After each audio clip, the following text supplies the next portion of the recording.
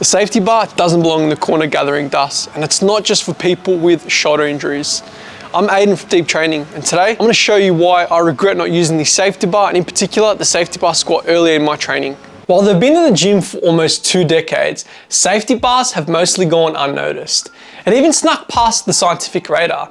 The first study on the safety bar squat had to quote a T-Nation as evidence of the safety bar's popularity and effects. T-Nation is the OG of where most of us started our research and curiosity about strength training. For me, T-Nation introduced me to German volume training and the small squat program, which I paid for dearly.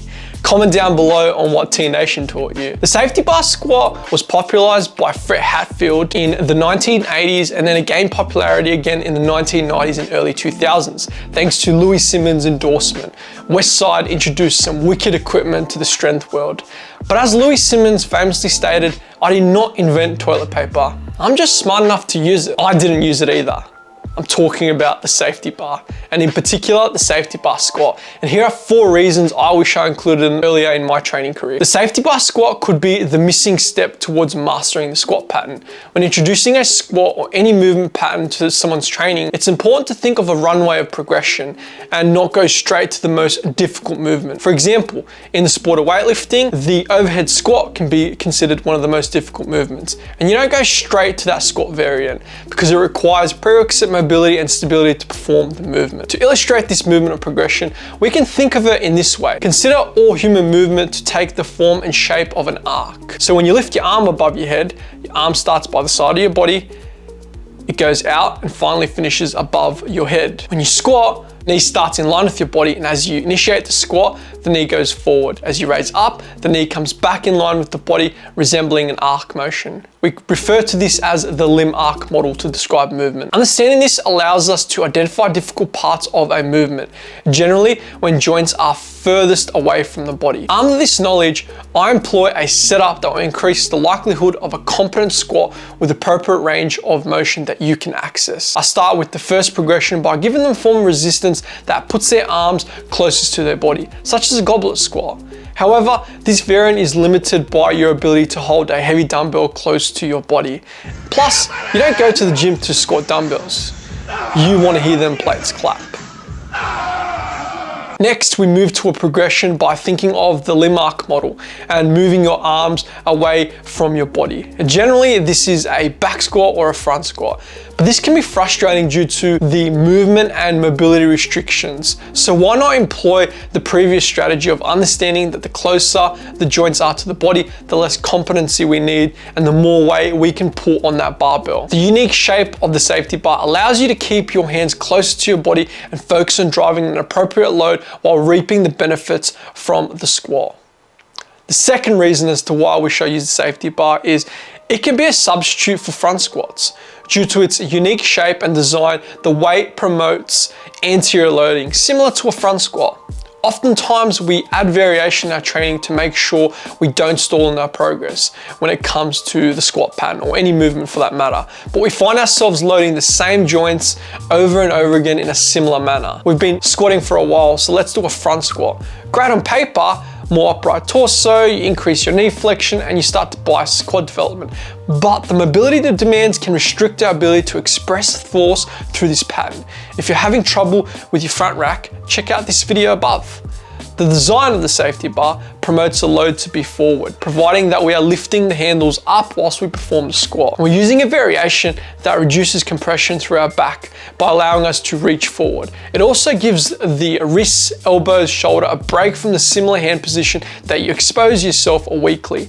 A weightlifter is always front squatting, back squatting, cleaning, snatching, and jerking. Your hands are always in a similar position, a pronator position. This allows us to reduce tension in these positions and give those joints a break. The next reason for the safety bar is it proves bracing and pelvic orientation. So when we talk about pelvis orientation, referring to neutral, anterior, and posterior pelvic tilt. Anterior pelvic tilt is when the pelvis, which includes the hip and pubic bone, tilts or rotates forward. Posterior pelvic tilt is when the pelvis is rotated upwards and backwards, resulting in a lack of curvature through the lower back, and the pelvis appearing as though it's tucked under the body. Chest up, butt back, shoulders back and down used to be the go-to cues for basically every exercise, and still used to this day.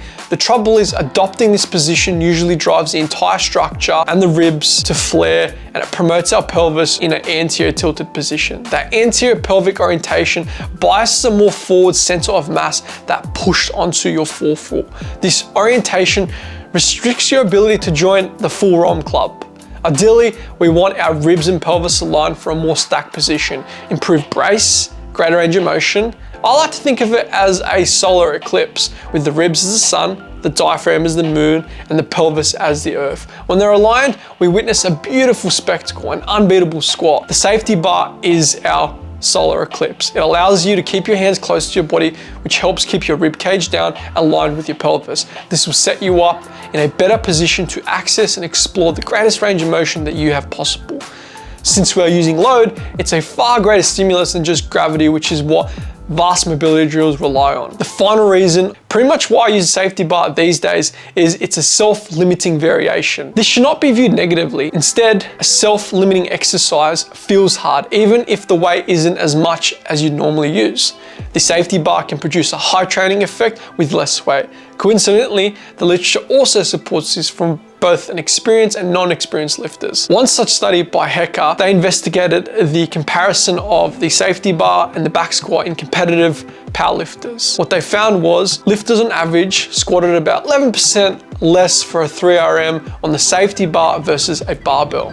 Another study with 32 participants with no experience on the safety bar tested their 1RMs and found higher loads for a normal squat versus the safety bar. On average, again, 10.9%. So around that 11% mark of a difference between the barbell back squat and the safety bar squat. This shows us that athletes can push hard, but the absolute load is on average lower, which means that they feel like they're working hard even though the weight might be less. Also, as a coach, you understand that when you program the movement more frequently, there's a fatigue factor. So we might look to the variation of the safety bar to reduce the overall fatigue factor, because we know they're not going to lift as much weight.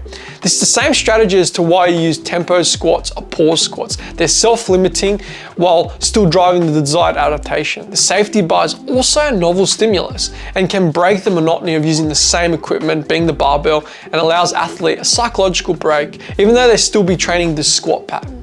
So those are the 4 reasons that I wish I employed the safety squat bar. Stop walking past that odd padded barbell in the corner known as a safety bar. It has become a staple for me as a weightlifter and general strength athletes that I train, as it's a tool for deeper level of training. If you like this video, give it a thumbs up, and if you have any questions about the safety bar, put your comments down below. Thank you for watching.